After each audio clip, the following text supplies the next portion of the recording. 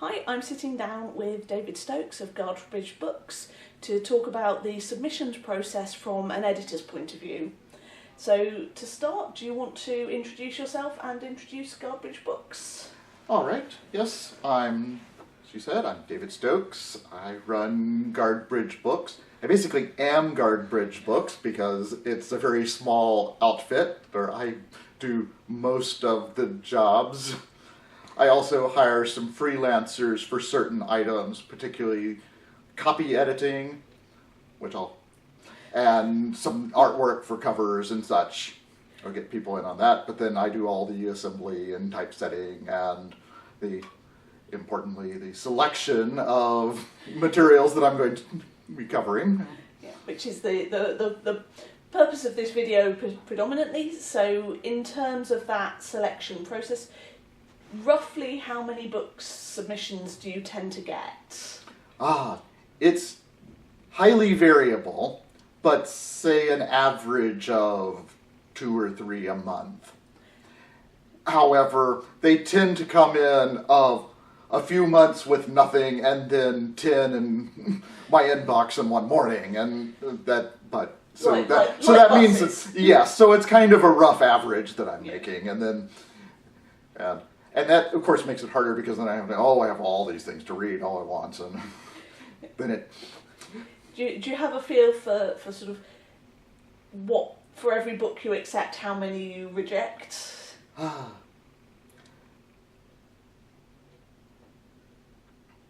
10 to 1, 20 to 1. It kind of depends. I mean, there's some that don't get really considered at all. And then of the ones that are actually like in my genre, or they've looked at the submission guidelines, then yeah, maybe somewhere between 10 and 20 to 1. But that, that's already have been self-selected. So you mentioned there looking at submissions guidelines. Is there anything else that sort of makes you sort of throw something on the no pile right away? Yes, well that kind of summarize it in one sense. I get a lot of things that are just completely not the kind of thing that I handle. I do science fiction and fantasy books. In the future, I intend to do some historical nonfiction type books. For some reason, I get a lot of religious inspirational stories. I don't know what there is about my website that indicates that among the zombie stories and werewolves that would be something that I was publishing. But, I get a lot because I think they're just sending it to anyone that says they run a press. Some others so that's one thing, is know what that press specializes in, and make sure that they specialize in what you are doing. Then the next thing is I have guidelines about how I want to receive material on my website, and every publisher does. My process is I say, contact me, give me a short synopsis of the story, and then a couple of chapters so I can see what your writing style is like. And people who send me an entire giant fantasy novel with no introduction is just going to be, I don't have time for this. So, you really should have read what I wanted. Yeah. So read the instructions. Yes. Yeah. In terms of when you decide on a book, that you decide that is one you want to go forward with, are there any particular factors or things that you look for or that would make a book appeal to you? There's a lot of things, and it's hard to pick out exactly what it is that does it. It's got to be the type of thing that I want to cover. It's got to have at least a hint. The fact that I could be able to sell it is nice. However, there are some that I've taken that I knew I don't know if I'm going to, this is an odd niche, and I don't know if I'm going to find the market. However, I love the book and I believe in it and I hope that it will find its audience. So that's not really a big consideration, but it's a little bit. For instance, when you came to me with your book, I immediately thought, there are certain conventions where this is going to do well. And indeed, that was true. Which is what you want to hear as an author. Yes. And indeed, that turned out to be true, that we knew the people who go to that particular convention, and yes, indeed, they were a good audience for it. The big thing is, and this is true, whatever press you're sending it to, large, small, and so on, the editor who reads your book has got to love it. In the editing process, we're going to read this book 10 or more times. And it's got to be a book that we are going to enjoy reading 10 or more times. Yeah. It's got to be more than, yeah, that was a pretty good book. Yeah. Because otherwise, if something's okay the first time, you'll Yes. rate it by time number 10. Yes. Yeah. And, nobody can do that because it will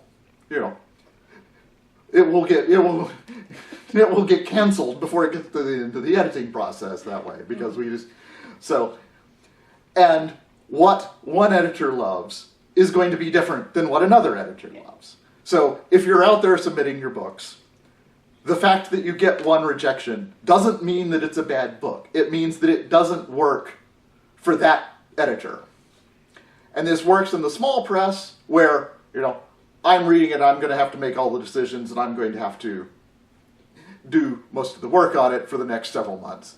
However, a similar process works in the larger presses, where the editor gets it, then they have to go to a meeting in their business where they decide what's going to be in their upcoming catalog, and they fight for the book that they want to get it a spot on the calendar. And they have to be able to convince the manager that this is a book that's worth pursuing. So either way, it's got to be something that the editor is willing to live with and fight for. Yeah. And I guess that's the difference between a small press and one of the big press. In the small press, the editor's going to have a lot more autonomy to make that decision rather than have to get somebody else who has the final say. Right. And that's why the small presses are good for somewhat quirky titles that might not make the business manager's list. However, I as an editor loved it and want to see it succeed. However, the big presses have their own process as well, and so but that's the really big consideration. Yeah. And like I said, it's different for each editor. Mm-hmm. And in fact, just a few months ago, somebody sent me a manuscript, and I said, yes, this was pretty good, but it's not for me. And then I gave her a couple of suggestions of people that I know, because all the publishers talk to each other. And so I didn't withdraw.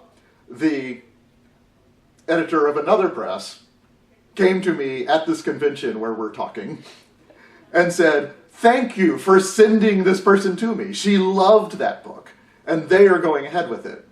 So it is a matter of finding the right home for something. So don't take the rejection letters too personally. And yes. Yeah. That's good to know. Are there any other final thoughts or pieces of advice you'd give to an author who is maybe sending out their first novel and trying to find a home for it? Well, those are some big things. Yeah. Make sure you read their guidelines. Make sure you know what the press handles. There are some presses out there who want you to have bought one of their books beforehand.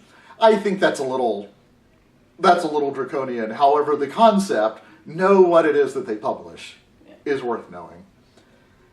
And then the other is, don't get discouraged, because, like I said, it's got to resonate with the person.